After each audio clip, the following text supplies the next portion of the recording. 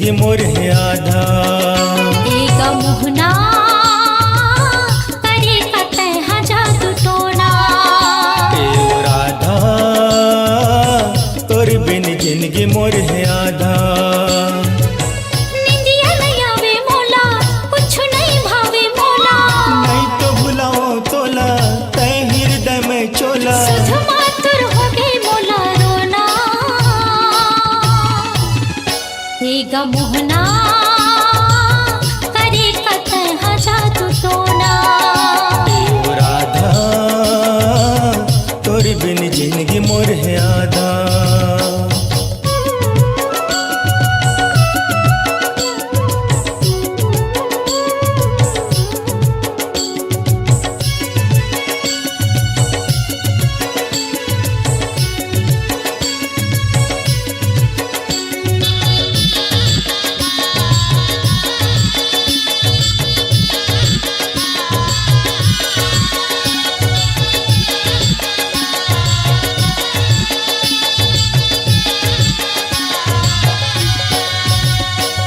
बछर बित के तोर करिया मोहला ने देखियो। बिरहा के अगिन मंझर के प्रेम पटिया लिखियो। हाँ बछर बित के तोर करिया मोहला ने देखियो। बिरहा के अगिन मंझर के प्रेम पटिया लिखियो। तब भूल गया बस नहीं सुध मोर ले बस नहीं। तब भूल गया बस नहीं सुध मोर ले बस नहीं। दिल लगे के पड़ गए पछताना। एक मुहना करे कतई जादू टोना। ओ राधा तोर बिन जिंदगी मोर है आधा।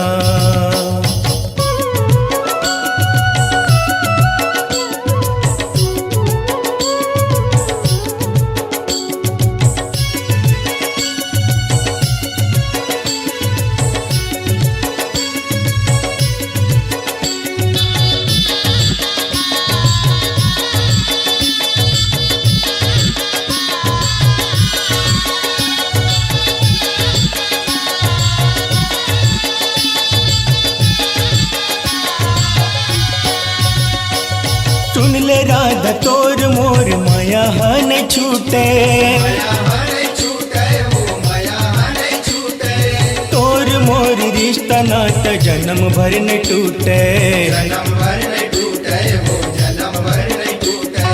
सुन ले राधा तोर मोर माया न छूटे। तोर मोर रिश्ता नाता जन्म भर न टूटे। चंदा में तय चकोरी टूट नहीं माया के डोरी। चंदा में तय चकोरी टूट नहीं माया के डोरी। अजर अमर तोर मोर बंधना। ए ओ राधा तोर बिन जिंदगी मोर है आधा। एक मुहना करे कतई जादू टोना।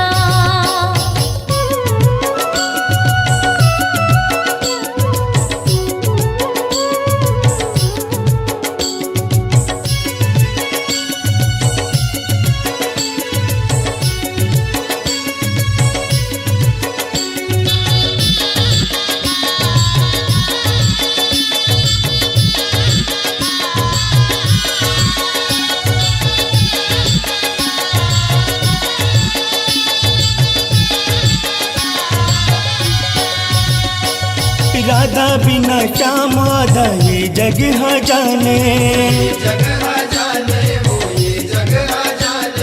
तय हसूर बही हो के काबर नहीं माने। राधा बिना श्याम आधा ये जग हाँ जाने।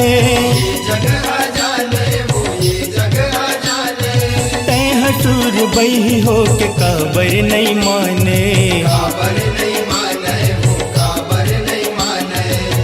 चूड़ा बगदैरा बोले बात ये पे तोले चूड़ा बगदाइरा बोले बातिए ना पे तोले राधा कृष्ण नाम जपो जपना